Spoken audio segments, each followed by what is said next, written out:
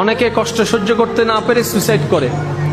যে সুইসাইড করে, বিষ খায়, ঘুমের ওষুধ খায়, কিংবা অন্যান্য পথ অ্যাপ্লাই করে, যখন ফাঁসিতে সে ঝুলে যায়, ফাঁসির মাধ্যমে সুইসাইড করতে গেলে তার আবেগটা, তার কষ্টটা যখন তার ভিতরে আউট অফ কন্ট্রোল শয়তানে বানিয়ে ফেলে, সে আউট অফ কন্ট্রোল হয়ে যায়, তখন সে নিজের হাতে দড়ি বাঁধে, তখন কিন্তু সেন্স কাজ করে না।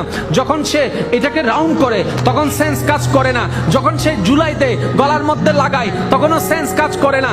যখন সে ঝুলে যায়, পা থেকে চেয়ারটা সরাই ফেলে, যখন আর কোনো উপায় থাকে না, তখন শয়তান ওখান থেকে সরে যায়। সরে যাওয়ার পরে তার বিবেক তখন কাজ করা শুরু করে, তখন সে নিজেই বাঁচতে চায়, নিজেই ছুটতে চায়, কিন্তু আর কোনো উপায় থাকে না। তখন সে ভাবতে থাকে, আমি কেমনে করলাম, আমি কেমনে করলাম, কষ্ট তো আরো অনেকের জীবনে আছে, ওরা তো ঝুলে নাই, আমি কেন ঝুলে গেলাম। এই জন্য ভাইয়েরা, শয়তান থেকে সবসময় সাবধান থাকতে হবে। তাকে কখনো লাই দেওয়া যাবে না, পাত্তা দেওয়া যাবে না। সে আসার আগে রাস্তাটা বন্ধ করে দিতে হবে। এটাই হচ্ছে ইমানদারের কর্তব্য। ইমানদার শুধু বলবে, কষ্ট দিলেও আমি আল্লাহর, কষ্ট না দিলেও আমি আল্লাহর। সুবহানাল্লাহ।